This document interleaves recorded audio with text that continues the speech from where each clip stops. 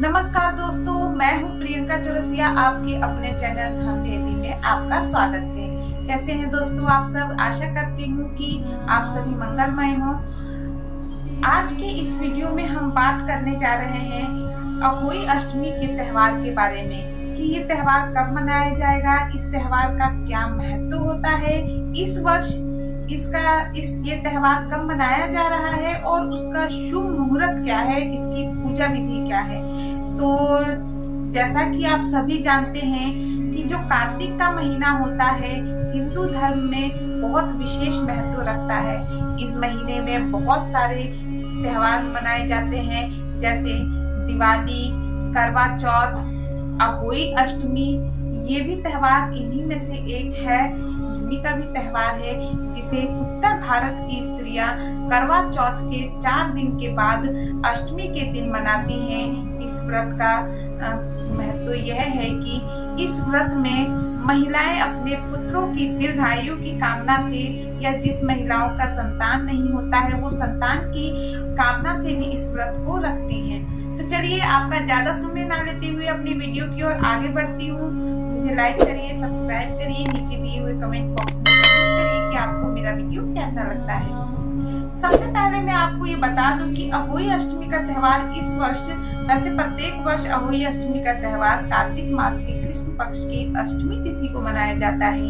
इस वर्ष ये त्योहार 17 अक्टूबर सोमवार के दिन 9:29 सुबह आरंभ हो जाएगा और ये अष्टमी तिथि 18 अक्टूबर को 11:57 तक सुबह तक ही रहेगी।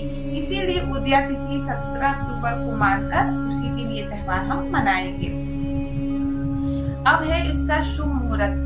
इसकी पूजा का जो शुभ मुहूर्त है वो 5:50 से आरंभ हो जाएगा और 7:05 तक ही शाम को ये मुहूर्त रहेगा। यानी शाम के समय हमें 5:50 से लेकर 7:05 के अंदर तक हमें अपनी पूजा संपन्न कर देनी चाहिए, क्योंकि ये शुभ मुहूर्त केवल 1 घंटा 15 मिनट का ही रहेगा।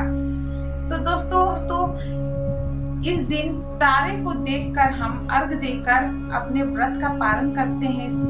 इसीलिए उस दिन तारे का निकलने का समय 6:13 माना गया है और प्रत्येक राज्य में थोड़ा सा अलग अलग समय हो सकता है, तो उससे कोई फर्क नहीं पड़ता।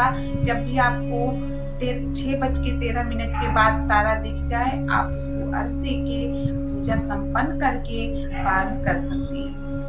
तो सबसे पहले मैं आपको ये बता दूं कि ये अहोई अष्टमी का त्योहार क्यों मनाया जाता है। अहोई अष्टमी का त्योहार जो है, महिलाएं अपने संतान की दीर्घ आयु के लिए माता अहोई से ये कामना करती हैं कि उनके संतान को सुखमय जीवन प्रदान करें और उनके जीवन से प्रत्येक कष्टों को दूर करें और उन्हें दीर्घ आयु प्राप्त करें। इस संकल्प के साथ सूर्योदय से पहले ये व्रत आरंभ कर देती हैं और तारे को अर्घ देने के बाद इस व्रत का समापन करती हैं। तो जैसा कि हम सभी जानते हैं कि अनहोनी को दूर करने वाली माता पार्वती की इस दिन पूजा अर्चना की जाती है और उनसे कामना की जाती है कि वो हमारे पुत्र की रक्षा करें और उन्हें दीर्घायु दे। तो इस दिन हम माता पार्वती की यानी अहोई माता और स्याही माता की पूजा करते हैं।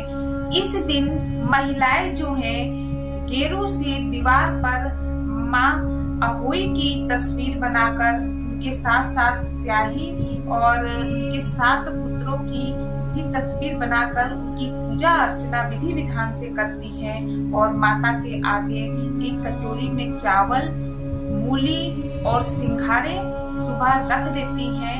उसके साथ साथ वो सुबह स्नान करने के पश्चात ही जब वो स्याही, मूली और सिंघाड़े वहां रखती हैं, तो उन्हें एक लोटे में एक कलश की स्थापना कर देनी चाहिए, यानी पानी भर के रख देना चाहिए, जिससे कि उसी कलश से ले जाकर हम उसी लोटे के जल को ले जाकर हम रात के समय तारे को अर्घ देकर अपना व्रत संपूर्ण करते हैं।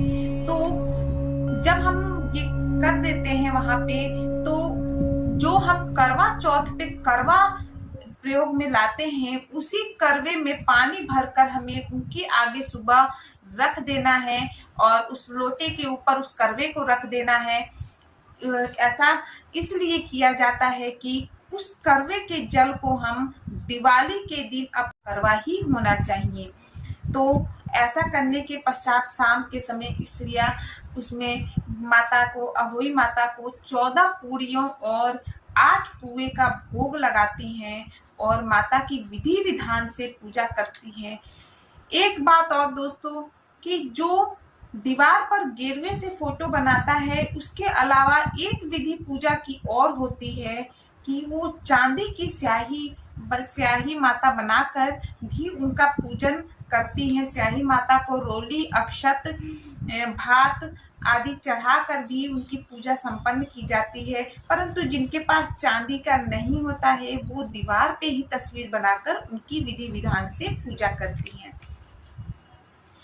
याद रहे उन्हें भोग में 14 पूरियां और 8 पुए भोग में लगाना चाहिए। उस दिन उन्हें फूल, अक्षत, धूप, दीप, सिंदूर आदि से उनकी पूजा अर्चना के पश्चात हमें कहानी यानी कि इसकी अहोई अष्टमी की एक कथा की पुस्तक होती है, जिसके पास वो कथा की पुस्तक है उसमें से अहोई अष्टमी का आप कथा सुन सकती हैं। और जिन्हें नहीं आता तो उनके लिए एक छोटा सा वीडियो कथा का मैं बना दूंगी, वो आप मेरे लिंक पे जाकर वो कथा सुन सकती हैं।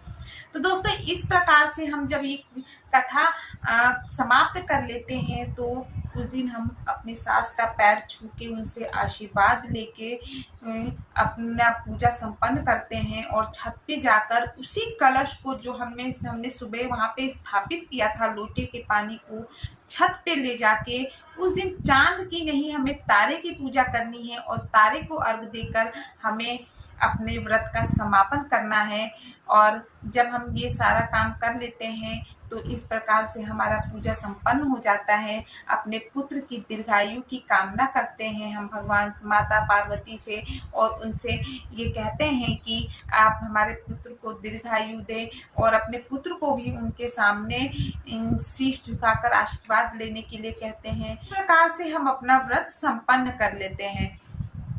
मेरा वीडियो आपको कैसा लगा मुझे ज़रूर बताएं, नीचे दिए हुए कमेंट बॉक्स में कमेंट करें।